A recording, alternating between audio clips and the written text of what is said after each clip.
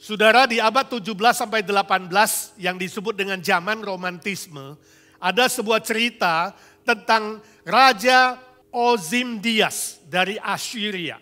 Ini cerita ratusan tahun sebelum Masehi. Saat itu Raja Ozymandias kekurangan uang. Kerajaannya lagi merosot dan hampir ambruk sebab mereka habis perang dengan bangsa Hittites yang sangat kuat. Harta yang tersisa bagi raja adalah sebuah bintang kerajaan disebut dengan bintang Efrat. Itu adalah sebuah intan diamond yang sangat-sangat mahal harganya dan sangat terkenal pada zaman itu. Karena raja sangat desperate, dia putus asa gak punya uang, lalu dia bawa bintang yang sangat terkenal itu dan sangat mahal itu ke sebuah toko pegadaian. Pemiliknya bernama Croesus. Lalu dia bilang, saya ingin menggadaikan bintang ini. Berapa harganya? Saya butuh cash, butuh uang kontan. Kemudian Croesus mengatakan, oke, saya akan kasih kamu 100.000 dinar. Raja sedikit marah, dia katakan, hey, tahukah kamu ini bintang yang sangat mahal? Ini saya beli aja itu bisa 1 juta dinar. Zaman dulu dan sekarang harusnya lebih mahal. Kenapa cuma 100.000? Kamu tidak tahu saya ini siapa? Kata raja. Saya adalah Raja Ozymandias. Lalu Croesus tersenyum dan dia berkata dengan tenang. Kalau kamu hari ini menggadaikan milikmu yang paling berharga, tidak ada bedanya kamu raja atau bukan raja. Saudaraku, ini adalah sebuah cerita di abad 17-18. Tapi mengajar kita pada hari ini bahwa apapun yang kita miliki hari ini, baik itu kekuasaan, kekayaan, kesohoran, dan perkara-perkara duniawi lainnya, sebenarnya tidak ada artinya. Tidak bisa kita andalkan, tidak bisa kita banggakan, tidak bisa kita sandari sebab sifatnya adalah sementara. Siapapun saudara, entahkah raja, entahkah presiden, entahkah orang yang paling kaya, orang yang paling tersohor sekalipun. Ingat, jika engkau tidak memiliki Allah yang kekal, kamu tidak ada artinya. Sebab semua yang kau miliki tanpa Allah adalah sia-sia, adalah kosong. Sesungguhnya tanpa Tuhan Sang Pencipta, tanpa Tuhan Juru Selamat itu, manusia itu tidak ada artinya. Nothing. Nihil sama sekali. Itulah sebabnya saudara hari ini kita akan belajar tentang Allah yang sejati. Yang sudah menyatakan dirinya dalam Yesus Kristus.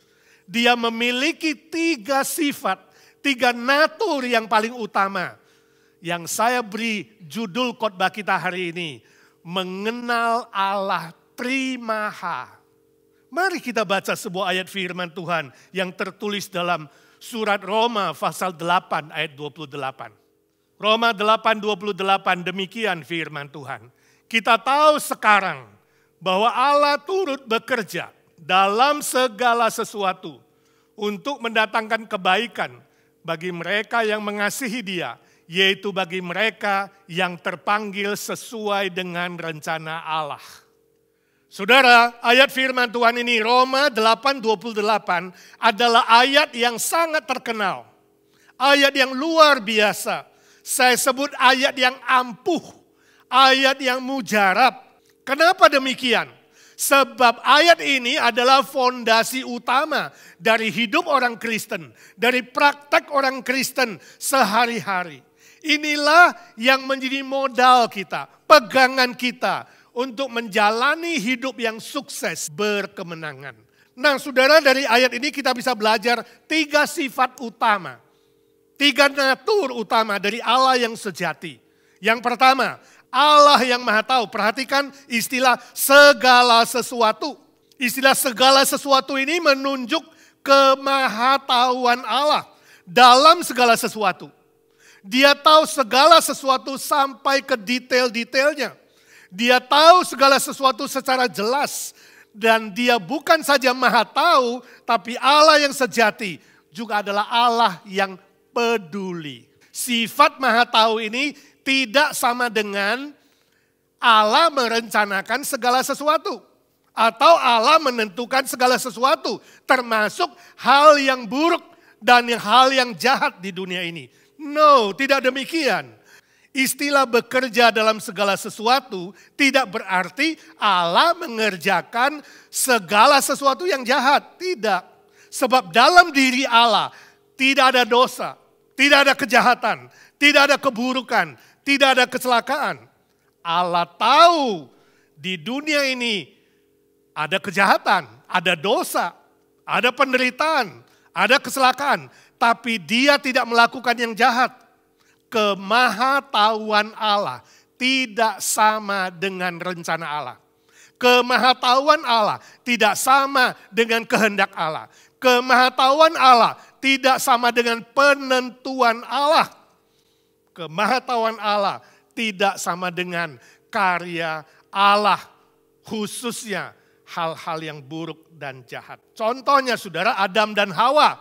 Adam dan Hawa manusia pertama itu jatuh dalam dosa. Allah tahu bahwa mereka akan jatuh dalam dosa. Allah tahu bahwa mereka akan memberontak. Tapi itu bukan rencana Allah. Bukan ditentukan oleh Allah supaya Adam dan Hawa jatuh. Bukan. Contoh lain misalnya Israel diperbudak di Mesir. Allah tahu mereka akan diperbudak. Allah tahu bahwa mereka tidak akan taat dan kemudian akan ditawan ke Mesir. Tapi Allah tidak pernah rencanakan itu. Itu bukan kehendak Allah. Supaya Israel menjadi budak di Mesir. Demikian juga ketika Israel ditawan di Babel, Allah tahu bahwa mereka akan ditangkap. Kemudian dibawa ke Babel, Allah tahu itu karena pemberontakan mereka. Tapi itu bukan rencana Allah. Itu bukan penentuan Allah bahwa Israel akan berontak kepada Allah dan kemudian ditawan ke Babel. Saudaraku, Allah memberikan free will kepada manusia. Kehendak bebas kepada manusia untuk memilih taat atau melawan kepada Allah dan firman-Nya. Bila tidak taat dan bila melawan, harus menanggung konsekuensinya. Harus menanggung akibatnya yang buruk.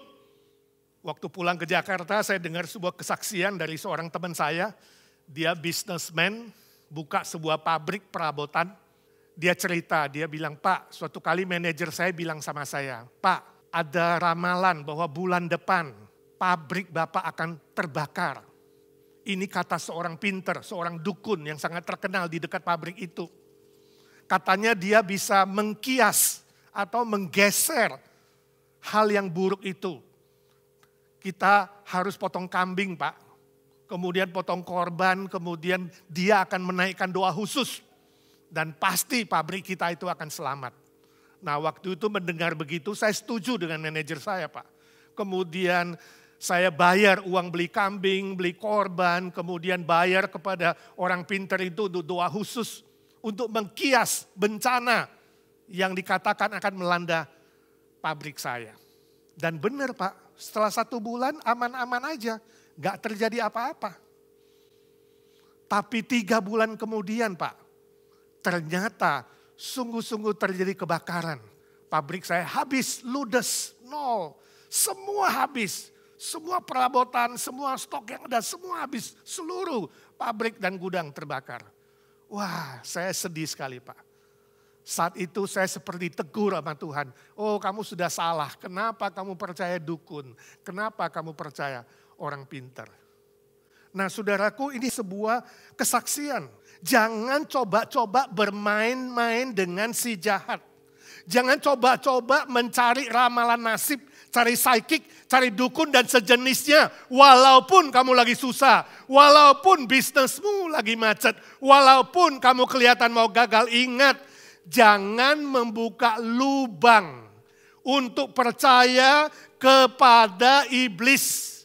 Jangan membuka lubang untuk tidak percaya atau meragukan Allah yang maha tahu dan maha peduli terhadap kamu. Ingat, kalau saudara bermain-main dengan si jahat, saudara harus menanggung akibatnya yang buruk. Dalam hidup ini banyak tantangan, kesulitan, cobaan, persoalan. Jangan khawatir, jangan takut. Sebab Tuhan Allah kita adalah Allah yang maha tahu. Dia tahu 100%. Sampai detail-detailnya, kebutuhan kamu, pergumulan kamu. Berserahlah sepenuhnya kepada Dia, maka Dia akan memelihara kamu. Itu kata firman Tuhan. Serahkan seluruh persoalanmu, kekhawatiranmu. Sebab Bapa di sorga pasti akan memelihara kamu. Oh, Dia bukan saja tahu. Allah yang sejati bukan saja tahu. Dia peduli. Dia peduli terhadap semua kebutuhanmu. Terhadap semua pergumulanmu. Dan Tuhan berjanji Dia akan cukupkan seluruh kebutuhanmu. Sesuai dengan kekayaan dan kemuliaannya yang besar. Amin. Yang kedua, Allah yang maha kuasa. Ini natur utama yang kedua dari Allah yang sejati. Perhatikan istilah turut bekerja. Turut bekerja, bahasa Yunaninya sunerge. Sunerge terdiri dari dua kata. Yaitu sun artinya bersama-sama. Dan erge atau ergon artinya bekerja atau memberi energi. Dengan kata lain, ketika ada persoalan, ketika ada masalah, ketika ada pergumulan dan derita, Allah yang sejati bekerja. Memberikan energinya, menambahkan kuasanya. Ini menunjukkan kuasa. Energi Tuhan adalah kuasa Tuhan. Dan ketika Dia memberikan energinya dan kuasanya, hasilnya adalah mendatangkan kebaikan bagi orang-orang yang beriman dan mengasihi Dia. Saudaraku, kuasa Allah itu melampaui kuasa si jahat atau kuasa manusia yang berniat jahat. Kuasa Allah itu melampaui pikiran kita, melampaui perasaan kita, melampaui semua pergumulan kita, melampaui apapun. Baik itu yang di bumi, di sorga dan di bawah bumi. Saya ingin lanjutkan kesaksian teman saya yang di Jakarta tadi. Dia bilang kemudian, Pak, setelah kejadian itu saya bertobat. Saya minta ampun sama Tuhan Yesus. Sebab iman saya goyah, saya ragu kepada Tuhan. Saya ragu kepada kuasanya. Kemudian saya minta ampun kepada Tuhan Yesus. Sebab dosa saya percaya kepada iblis. Saya percaya kepada roh-roh jahat. Dan saya janji di hadapan Tuhan, saya tidak akan mengulanginya lagi. Nah, ini pertobatan yang benar, saudara. Kalau tobat yang benar, setelah mengaku diampuni, jangan mengulanginya lagi.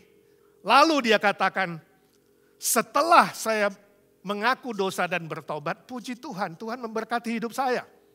Saya membangun ulang pabrik saya, Pak, dari nol karena sudah ludes. Dan Tuhan memberkati, saya bisa bangun sebuah pabrik yang baru. Dan kemudian Tuhan memberkati, mulai ada order, mulai ada keuntungan, dan kemudian maju. Dalam waktu yang singkat, Tuhan mengembalikan semua yang terhilang. Sebab kuasanya Tuhan melampaui semua yang bisa saya pikirkan, saya takutkan dan saya khawatirkan.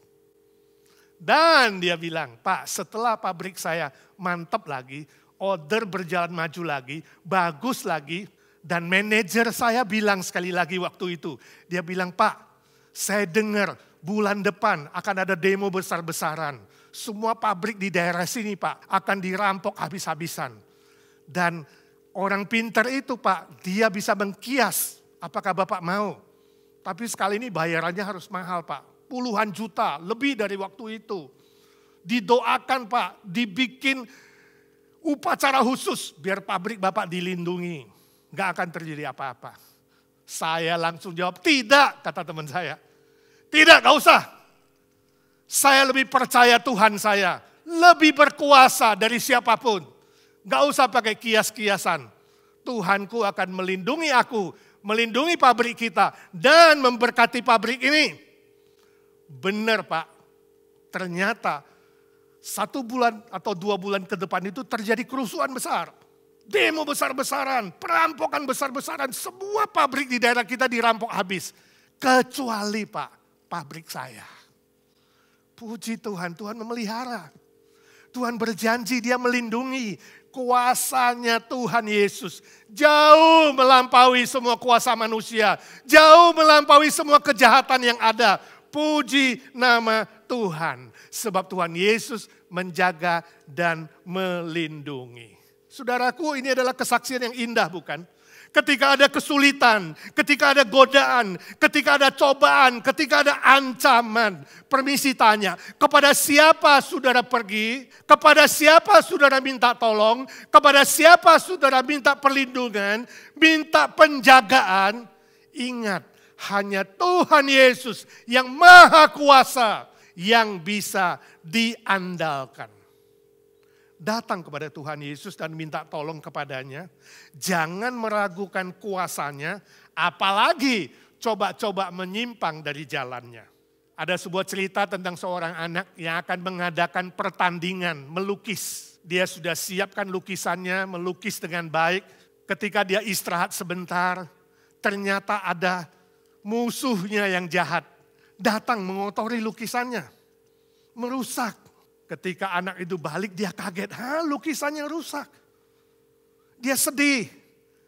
Padahal besok harus menyerahkan lukisan pertandingan itu. Kemudian datang papanya. Papanya berkata, jangan sedih nak, jangan susah nak. Papa akan menolongmu. Dan papanya membantu membersihkan semuanya.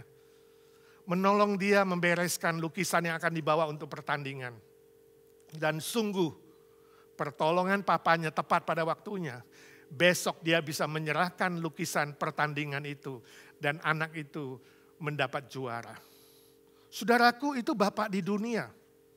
Bapak di dunia peduli kepada anak-anaknya. Mengasihi dan ingin menolong anak-anaknya. Melindungi, menjaga dan membuat anaknya bisa berhasil. Papa di dunia, apalagi Bapak kita di sorga. Bapak kita di sorga lebih dari Bapak dunia. Dia pasti menjagamu, dia pasti menolongmu, dia pasti memeliharamu, dia pasti menambahkan energinya dan kuasanya, bukan? Walaupun di dunia ini ada pekerjaan iblis yang merusak. Ada pekerjaan dunia, godaan dunia yang juga merusak. Ada pekerjaan manusia-manusia yang jahat dan berdosa juga merusak. Dan ada bencana alam, ada sakit penyakit, ada kecelakaan, ada berbagai macam hal lain yang merusak. Yang mendatangkan kesusahan, kesedihan, penderitaan. Tapi Allah kita adalah Allah yang maha kuasa. Kuasa Tuhan Yesus yang sudah kalahkan dunia, kalahkan iblis, kalahkan kuasa dosa, kalahkan maut, dia pasti akan menambahkan kuasanya, energinya yang ajaib. Maka pada akhirnya nanti kita akan melihat kehidupan kita adalah kehidupan yang baik untuk kemuliaan Tuhan. Sebab itu saudaraku, datang kepadanya, datang kepada Tuhan Yesus. Semua yang sudah rusak akan diperbaikinya. Bukan saja diperbaikinya, akan diperbaharuinya. Sehingga hidup saudara menjadi baru. Hidupmu akan tambah baik, tambah indah, tambah mulia untuk kebesaran namanya. Amin. Yang ketiga, Allah yang maha baik. Tadi maha tahu, maha kuasa, sekarang maha baik. Perhatikan istilah, mendatangkan kebaikan. Istilah mendatangkan kebaikan menyatakan sifat Allah yang maha baik. Ingat, pada Allah hanya ada kebaikan. Gak ada yang buruk, gak ada yang negatif, gak ada dosa. Allah yang sejati tidak ada kejahatan. Allah yang sejati tidak ada kesalahan, tidak ada keburukan. Allah yang sejati tidak pernah merencanakan yang jahat, tidak pernah menentukan yang jahat, tidak pernah berbuat yang jahat. Sebab itu saudara, kita menolak apa yang disebut dengan kepercayaan takdir, teologi takdir. Yang berkata bahwa segala sesuatu sudah direncanakan Tuhan, sudah diprogram Tuhan, segala sesuatu sudah ditentukan Tuhan, baik itu baik atau itu buruk. Yang jahat dan yang baik sudah ditentukan oleh Tuhan. Itu salah. Itu teologi takdir, kita menolak itu. Allah yang sejati, bukan Allah yang mentakdirkan yang baik dan buruk sekaligus, tidak. Itu memfitnah terhadap Allah yang maha baik. Allah yang dualistik, baik dan jahat, hitam dan putih. Bukanlah Allah yang sejati. Allah yang sejati tidak menciptakan segala sesuatu itu baik dan jahat. Allah yang sejati tidak menentukan segala sesuatu yang baik dan jahat. Itu adalah Allah asing. Kita menolak Allah asing. Allah yang sejati adalah Allah Bapa di sorga, pencipta langit dan bumi, selalu menciptakan yang baik, tetap mengasihi umat manusia, dan tetap mencintai manusia yang berdosa dan memberontak kepada Dia. Amin. Buktinya apa? Allah itu baik.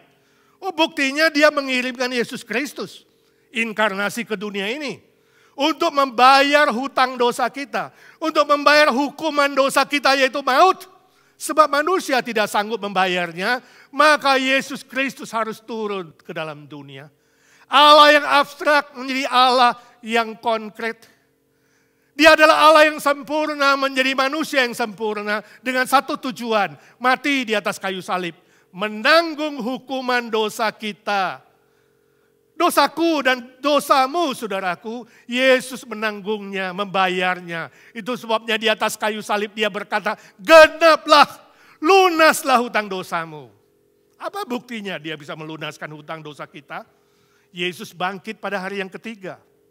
Jadi salib menyelesaikan dosa, kebangkitan Yesus membuktikan Dia adalah juru selamat yang sejati, Allah yang sejati, Tuhan yang sejati. Salib dan kebangkitan adalah bukti nyata Allah yang sejati adalah Allah yang maha baik. Permisi tanya saudaraku, sudahkah engkau menerima Tuhan Yesus menjadi Tuhanmu dan juru selamatmu? Barang siapa yang percaya kepada Dia akan diselamatkan. Barang siapa yang percaya kepada Dia, dosanya akan diampuni, diberi jaminan hidup yang kekal. Sudahkah engkau sungguh-sungguh percaya? Bila belum, lakukan hari ini. Sebab engkau tidak tahu hari besok. Rendahkan hatimu, jangan keraskan hatimu, percayalah kepadanya, jangan tunda. Sebab saudara tidak tahu kapan saudara akan meninggalkan dunia ini. Amin. Bila saudara mau percaya, ikutilah doa saya sekarang juga. Tuhan Yesus, dengan hati aku percaya, dan dengan mulut aku mengaku, Engkau mati bagiku, dan bangkit bagiku. Aku menerima Engkau sebagai juru selamatku dan Tuhanku. Demi nama Tuhan Yesus, aku berdoa. Amin. Puji Tuhan, kalau saudara baru lakukan itu, mengikuti doa saya ucapkan selamat. Saudara sudah menjadi anak Allah, warga kerajaan sorga, dan menurut firman Tuhan, nama saudara ditulis dalam kitab kehidupan. Selamat, congratulations.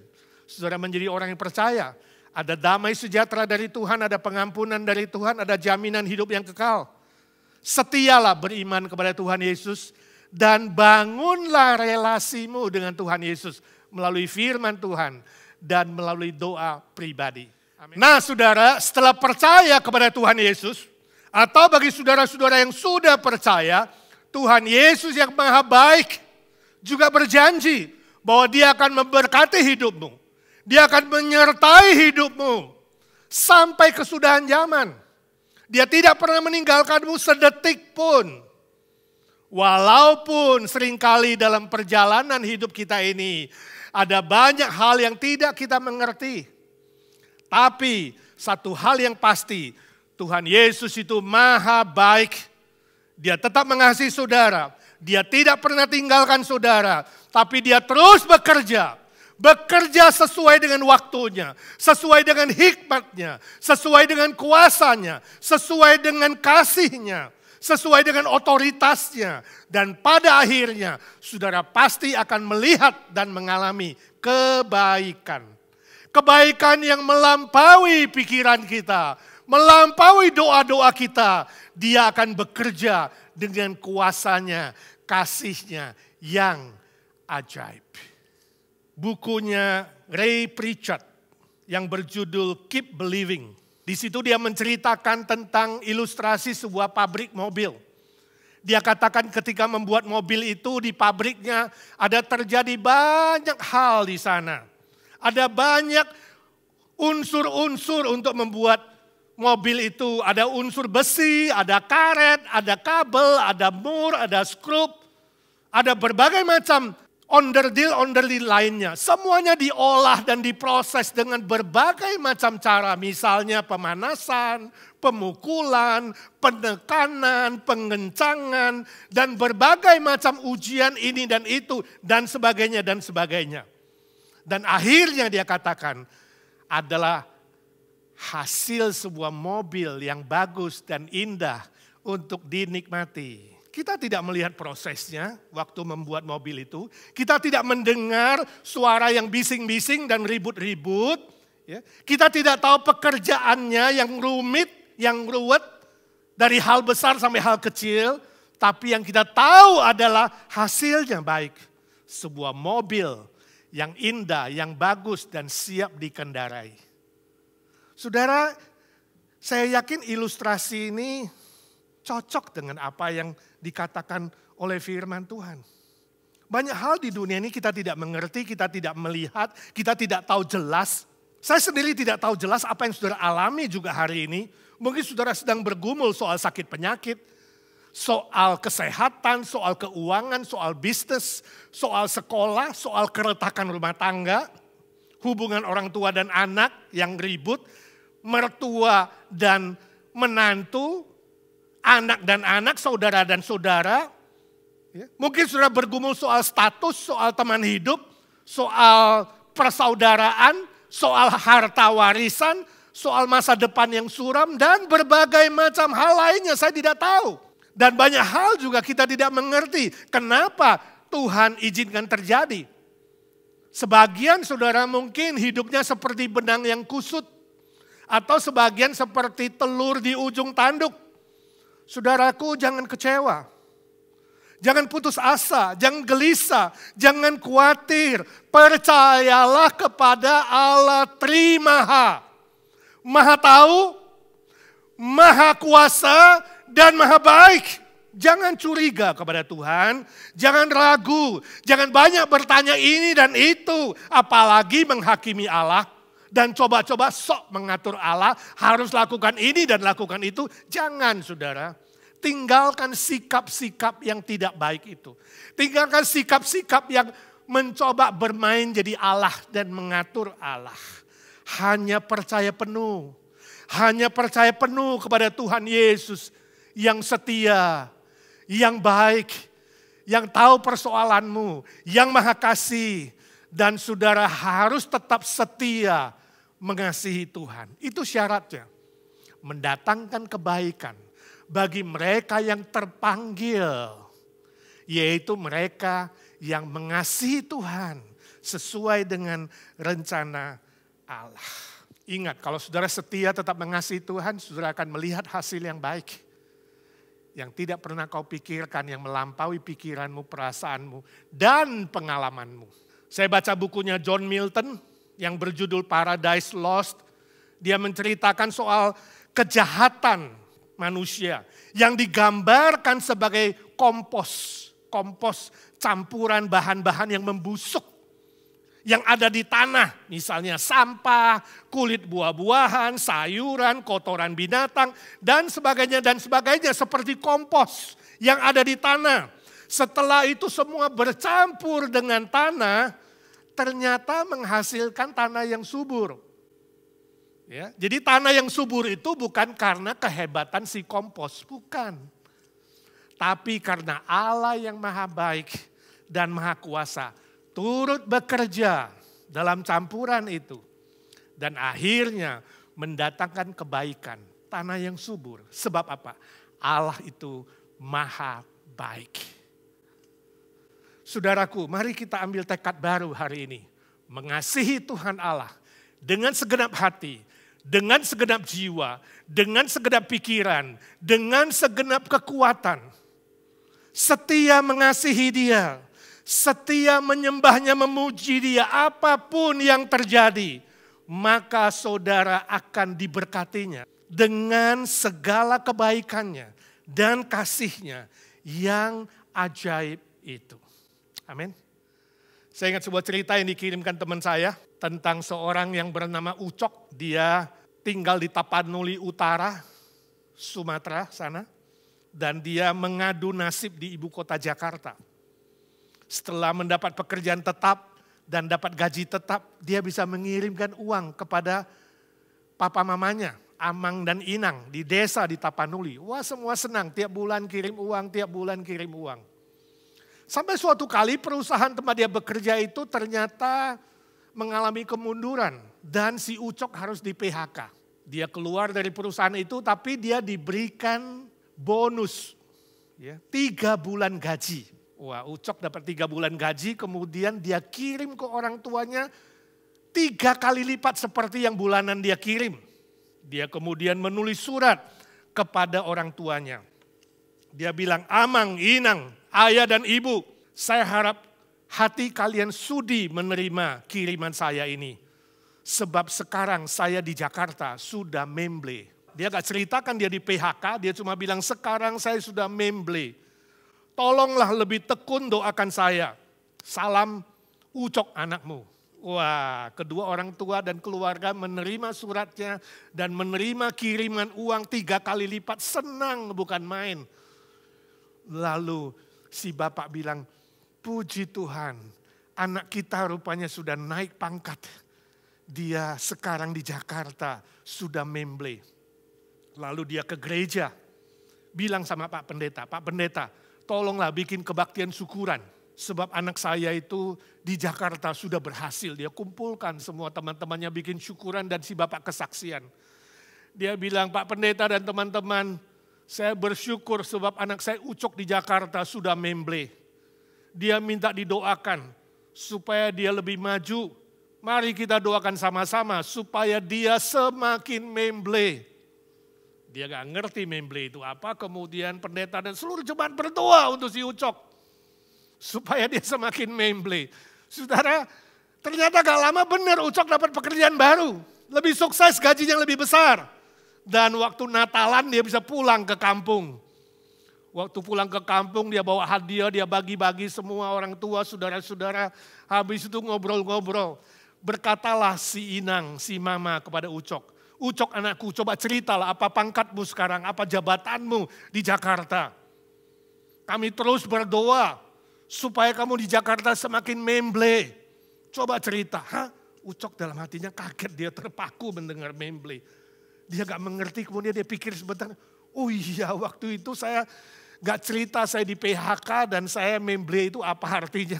Lalu Ucok menjelaskan kepada kedua orang tuanya. Dan setelah semua mendengar ceritanya pada ketawa terbahak-bahak. Ternyata doa untuk Ucok supaya semakin memble. Tuhan memberkatinya semakin sukses. Saudaraku, ini hanya ilustrasi humor saja. Tapi mengajarkan kita bahwa Allah kita yang kita percayai dalam Tuhan Yesus Kristus. Allah Trimaha itu. Maha tahu. Maha kuasa, maha baik adalah Allah yang hidup, Allah yang dinamis, Allah yang humoris, Allah yang kreatif, yang bisa bekerja melampaui apa yang kita pikirkan dan doakan. Itu tadi ayat pembimbing kita. Kuasa kasih Allah kita itu bisa bekerja melampaui apa yang kita doakan dan pikirkan. Amin. Saudara percaya itu? Sebab itu saudaraku, jangan putus asa. Jangan berhenti percaya. Tetap setia mengasihi dia. Tetap setia menantikan tangan Tuhan yang ajaib itu. Yang maha kuasa, yang maha baik, yang maha tahu, maha peduli. Walaupun saat ini banyak hal saudara belum mengerti. Banyak perkara kita belum mengerti. Tapi tetap katakan, Allah itu baik. Dia maha tahu, dia maha kuasa. Dan dia mampu menolongku. Amin. Mau bikin tekad itu? Saya akan tutup dengan sebuah lagu, Allah peduli. Walaupun di dunia banyak hal kita tidak mengerti. Tapi dia peduli, dia tahu. Dia maha kasih, dia maha baik. Dan akan menolong saudara. Memberkati saudara. Semua yang mendatangkan kebaikan. Allah kita, Allah yang peduli. Biar lagu ini menjadi berkat buat saudara sekalian. Banyak perkara yang tak dapat ku mengerti.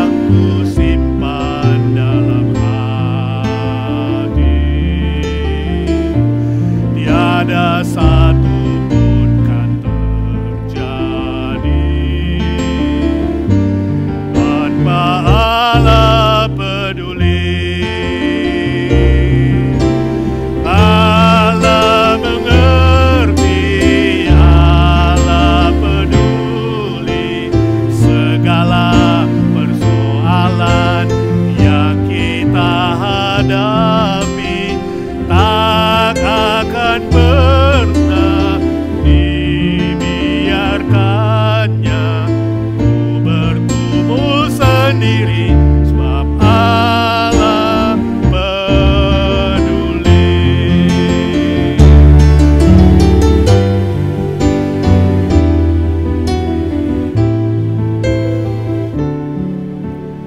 Banyak perkara yang tak dapat ku mengerti, mengapakah harus terjadi di dalam kehidupan ini. Satu perkara yang ku simpan dalam hati, tiada satu pun kan terjadi tanpa Allah peduli. Allah mengerti, Allah peduli segala persoalan yang engkau hadapi, tak akan pernah dibiarkannya kau bergumul sendiri, sebab Allah peduli. Oh, Allah mengerti, Allah peduli segala persoalan yang engkau hadapi, tak akan pernah dibiarkannya kau bergumul sendiri, sebab Allah peduli, sebab Allah mengerti, sebab Allah peduli.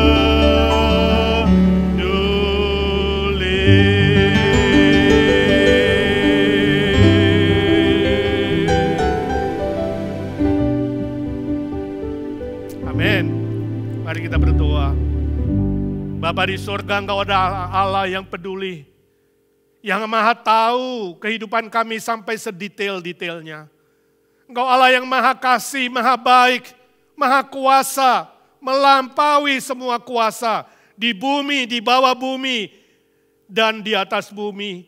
Ya Tuhan, ajar kami beriman sepenuhnya bahwa Engkaulah Allah Trimaha, maha baik, maha tahu, maha kasih. Kami rindu Tuhan, setia mengasihi-Mu, setia menyembah-Mu, setia memuji-Mu. Dan kami yakin Tuhan, apapun yang terjadi, suatu hari nanti Engkau yang menambahkan kuasa-Mu, kasih-Mu, energi-Mu menjadi kebaikan bagi kami sekalian. Terima kasih Tuhan, Kau sudah dengar doa kami. Sebab kami minta di dalam satu nama Tuhan Yesus Kristus, Juru Selamat dan Penebus kami yang hidup selama-lamanya. Amin, amin.